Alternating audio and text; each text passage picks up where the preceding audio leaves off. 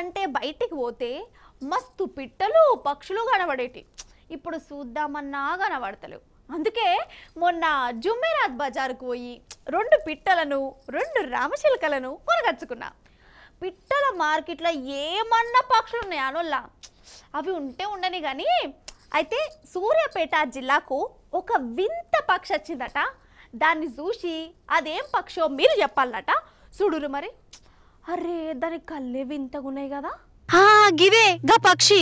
వామ్మో ఎట్లెట్లనో ఉన్నదేంది. అగో మిట్ట మిట్ట చూస్తుంది. ఏం కావాలే నీకు? గుడ్ల గూబనా? దాని లెక్కనే కొడుతుంది కదా. గుడ్ల గూబ కాదు. ఇక వీళ్ళు దాన్నేమో పరీక్ష పెట్టి చూస్తురు. ఏం చేస్తురే పెద్ద మనుషులు? ఆపరేషన్ చేస్తురా ఏంది?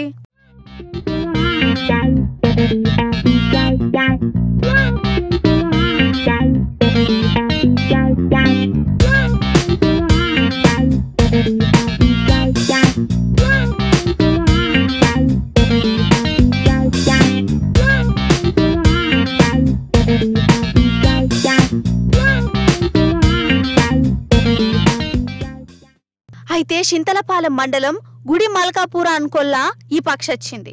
తొవ్వదప్పే వచ్చిందో లేకుంటే ఈ ఊర్లే దీనికి ఎవరన్నా సోపోతున్నదో మనకు తెలియదు కానీ ఈ ఊరికి వచ్చి అంత పిసపిస తిరుగుతుందట. ఇది జనం కంటపడ్డది. ఇంకేమున్నది, జనాలకి నడమ ప్రతి ఒక్కటి చిత్రంగానే అనిపిస్తుంది కదా. దీన్ని చూసేదందుకు ఎగబడ్డరు. అది బెదిరిపోయింది. రిక్కలకి ఎట్లనో దెబ్బలు కూడా తాకినాయి. ఇక దాని అవస్థ చూడాలే. ఇక డాక్టర్ వచ్చి దానికి టానిక్ పోసి పట్టిగట్టిండు. అడవి ఆఫీసర్లకు అప్పచెప్పిరు.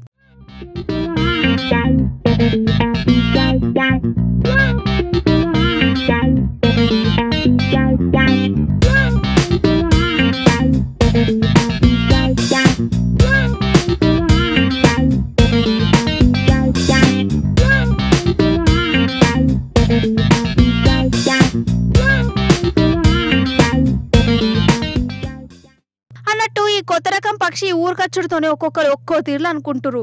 ఉంటారు కదా కొందరు దీర్ఘాలు తీసేటోళ్ళు. గట్లెవలు తీయకురి, లేనిపోయిన అనుమానాలు పెట్టుకోకురి, అదేదో తువదప్పచ్చిందని చెప్తారు ఆఫీసర్లు.